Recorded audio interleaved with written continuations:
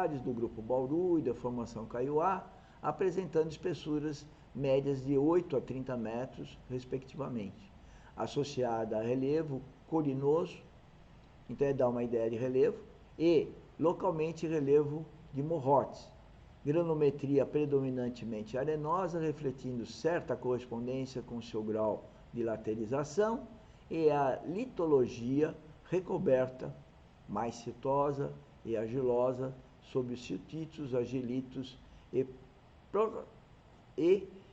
proximidades de rochas basálticas. Pode-se apresentar linhas e seixos na base, por vezes limonitizados e ou constituídos por fragmentos de canga. Níveis d'água próximo ao contato com a rocha subjacente. Porosidade e permeabilidade relativamente altas. Principais problemas. Aqui no livro está associado problemas com soluções. Aqui fala de erosões de plataforma, erosões de drenagem. Então, o que eu estava lendo isso aqui para te dizer que o mapa, então, já dá um bom indicativo do que é que você espera dos solos daquela região, né? Isso facilita o programa de investigação, que vai, então, procurar naquele local da obra, a gente poder esmiuçar, detalhar mais, para saber o comportamento de resistência. De resistência, compressibilidade ou deformabilidade, melhor até deformabilidade e permeabilidade. Aqui é um outro mapa geológico que fala do faseamento geológico das capitais nordestinas e mostra então naquela região a geologia, por exemplo, aqui da cidade de Fortaleza, né? Então vai mostrar sedimentos, por exemplo, lacustres ou aqui fluviais, né? Sedimentos aqui marinhos, né? E sedimentos aqui recentes eólicos pelo ar, né? Então aqui foi uma erosão que trouxe os sedimentos para cá, a erosão trouxe sedimentos para essa outra região, né? Em regiões altas nós temos o processo da erosão que vai pelo vento e deposita em algum lugar, né? Depois vem o grupo Barreiras, chamada terciário, de areias e argilas, né? É um grupo que tem, inclusive, uma propensão de ter argilas expansivas. E depois o embasamento cristalino. Então, o que acontece? Que o mapeamento, ou a geologia, sempre vai dar indicativo de comportamento. Se você estiver fazendo a obra num lugar ou do outro, você já tem uma indicação, através dos mapas, então, do comportamento daqueles solos daquela região. Esse que é o grande negócio dos mapas, né? Muito bom. Feito, então, a avaliação dos mapas, nós vamos pensar em classificar os solos, né? E a classificação, falando de solos tropicais, nós temos os solos tropicais e os solos saprolíticos, né?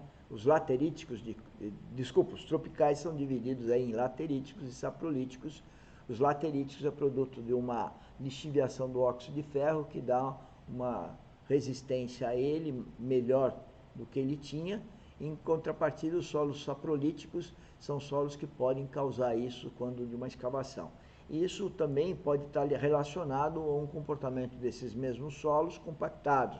Os solos lateríticos dão solos de melhor resistência e os solos saprolíticos dão solos de menor resistência. É isso que fala esse gráfico aí. Então, é importante essa classificação de solos tropicais. Com isso, nós chegamos aqui a essa metade da aula 10, né? Dessa aula. Eu queria, então, reforçar a importância aí do mapeamento geológico, que já dá uma ideia de tipos de solo que tem, as formações e o que pode se esperar em termos de projetos de fundação, né? E também métodos executivos que a gente possa já avaliar em função dos tipos de solo, e aí a classificação de solos lateríticos, saprolíticos, expansivos, colapsivos, fazer os ensaios então de resistência, os ensaios de compressibilidade ou de deformabilidade através do edômetro, ensaio também chamado de ensaio de adensamento. Lembrar que adensamento é para solos saturados, solos moles, argilas saturadas, e quando eu falo colapso e expansão, eu estou falando de solos não saturados, onde o aumento da umidade pode levar a comportamentos de recalques abruptos, né, nos solos colapsíveis, ou de expansão também em função do ganho de umidade. Então é muito importante a gente usar mapas, fazer os ensaios que estão aí citados na norma de fundações, para que a gente então inicie o conhecimento do comportamento dos solos.